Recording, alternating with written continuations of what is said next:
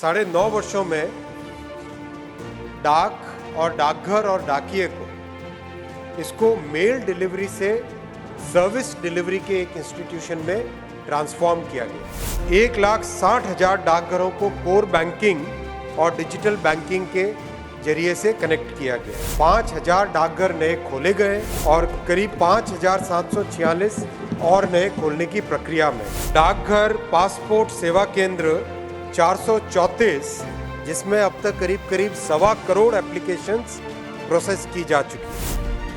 डाकघर आधार सेवा केंद्र 13,500 खुले जा चुके। 3 करोड़ से ज़्यादा सुकन्या समृद्धि खाते, उसमें 1,41,000 करोड़ रुपए अब तक जमा हो चुके। इंडिया पोस्ट पेमेंट बैंक, इसमें केवल महिलाओं के 3.5 करोड़ से अधिक खाते अभी तक खोले जा चुके। 867 डाकघर निर्यात केंद्र खोले गए हैं।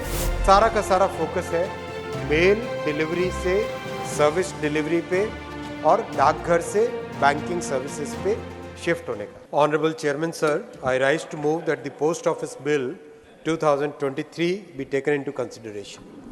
ऑनरेबल चेयरमैन सर, 125 साल पुराने इंडियन पोस्ट ऑफिस एक्ट को अमेंडमेंट करने के लिए बिल लेके आया गया है, पोस्ट ऑफिस बिल 2023। जैसा हम सब जानते हैं माननीय सभापति महोदय, डाक और डाकघर और डाकिया ये एक ऐसे इंस्टीट्यूशंस हैं जिन पे देश भर में जन जन में बहुत ही एक बड़ा विश्वास है। 125 साल पुरानी संस्था को एक समय था जब लग रहा था कि ये इररिलेवेंट हो जाएगा।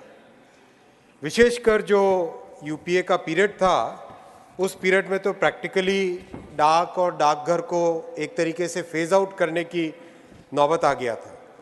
लेकिन पिछले 9 वर्षों में जिस तरह से पोस्ट ऑफिस और पोस्टल इंस्टीट्यूशन को रिवाइव किया गया है, उस रिवाइवल का रिफ्लेक्शन है इस नए बिल में। माननीय सभापति महोदय, पिछले 9.5 वर्षों में डाक और डाकघर और डाकिए को इसको मेल डिलीवरी से सर्विस डिलीवरी के एक इंस्टीट्यूशन में ट्रांसफॉर्म किया गया है। पोस्ट ऑफिस को प्रैक्टिकली एक बैंक में कन्वर्ट किया गया है। डाकघरों का विस्तार 2004 से 14 में जहां 660 डाकघर बंद किए गए थे, आज आपको जानकर खुशी होगी माननीय सभापति महोदय, सदन को जानकर खुशी होगी, 2014 से 2023 के बीच में करीब 5,000 डाकघर नए खोले गए और करीब 5,746 और नए खोलने की प्रक्रिया में। 1,60,000 डाकघरों को कोर बैंकिंग और डिजिटल बैंकिंग के जरिए से कनेक्ट किया गया है।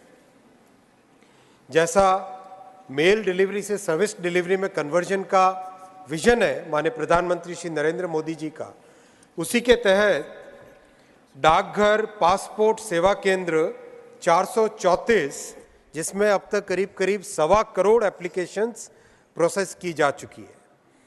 डाकघर आधार सेवा केंद्र 13,500 खुले जा चुके हैं।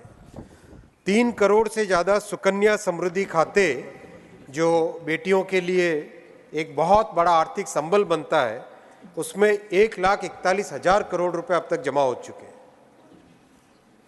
इंडिया पोस्ट पेमेंट बैंक, जो कि बैंक को पोस्टल सिस्टम को बैंकिंग सिस्टम में कन्वर्ट करने का एक बहुत बड़ा माध्यम है, इसमें केवल महिलाओं के, बहनों के 3.5 करोड़ से अधिक खाते अभी तक खोले जा चुके हैं।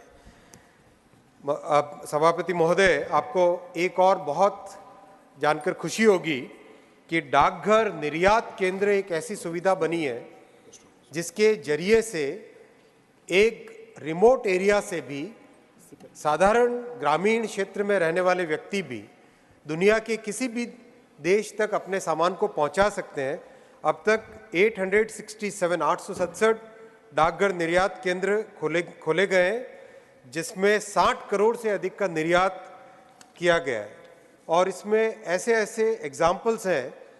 कर्नाटक के बेलगांव से एक बहन सृष्टि करंजनी घर में बने वाटर कलर एक्सपोर्ट करती है अमेरिका को।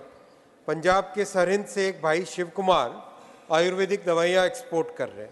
श्रीनगर से भाई श्री आदिल अहमद खान गलीचे रग्स एक्सपोर्ट कर रहे हैं। आसाम के सुदूर गोलाघाट से सैयद असद भाई जूट से बने हैंडबैग एक्सपोर्ट करते हैं।